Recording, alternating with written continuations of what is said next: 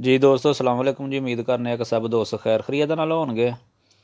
तो अज असी दोस्तों वास्ते एक बहुत ही अच्छी और गुड न्यूज़ लैके आए हैं।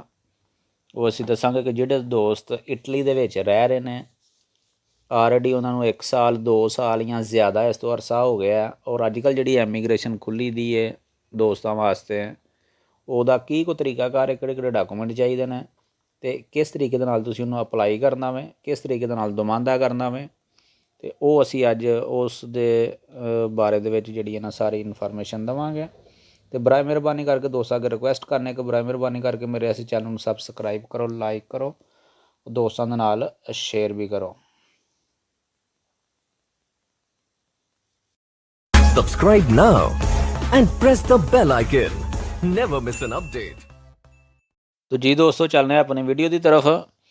तो वीडियो का आगाज़ करने तो पहले मैं दोस्तों अगर रिक्वेस्ट कराँगा कि वीडियो जी है वो मुकम्मल वाच करो, अच्छे तरीके मुकम्मल वाच करोगे तो तुम्हें पता चलेगा कि किहड़े डॉकूमेंट चाहिए ने और किस तरीके एमीग्रेशन का दमांदा करना वे। खास कर उन्होंने लोगों वास्ते, उन्होंने दोस्तों वास्ते कि जिहड़े ऑलरेडी इटली दे विच मौजूद ने और जिन्होंने 1 साल या 1 साल तो ज़्यादा अरसा हो गया, उन्होंने वास्ते स्पैशल न्यूज़ है।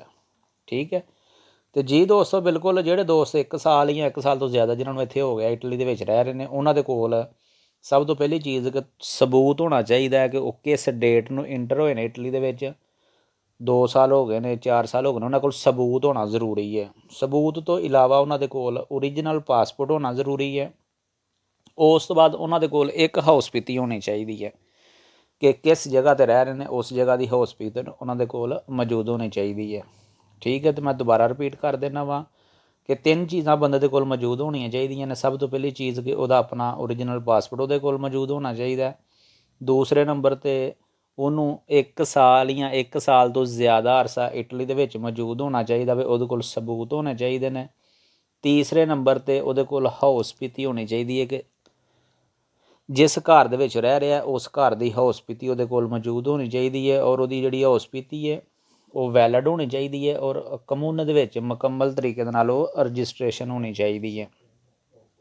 ये 3 चीज़ां लैके तुसी कस्तूरे चले जाना या तुसी किसी वकील दे नाल गलबात करदे हो।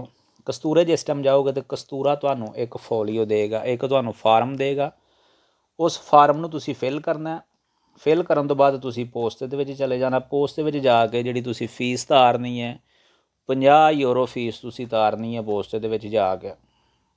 50 यूरो फीस तारनी है। 16 यूरो की मार्का की बोलो तुसी लैनी है। लैके फीस तार के दोबारा तुसी कस्तूरे चले जाना। ठीक है। जिस टाइम तुसी फीस तार देनी है 50 यूरो 16 यूरो की मार्का की बोलो ला देनी है तो पोस्ट वाले ने तुहानूं फिंगरां की अपॉइंटमेंट दे देनी है। फिंगरां की जिहड़ी अपॉइंटमेंट होएगी उहदे ते तुसी जिस टाइम जाना वे कस्तूरे उस टाइम तुहाडे कोल ओरिजिनल तुहाडा पासपोर्ट मौजूद होना चाहिए, तुहाडे कोल सबूत मौजूद होने चाहिए ने और तुहाडे कोल एक हाउस पीती होनी चाहिए है कि जिस जगह ते तुसी रह रहे हो उस घर की हाउस पीती तुहाडे कोल होनी जरूरी है।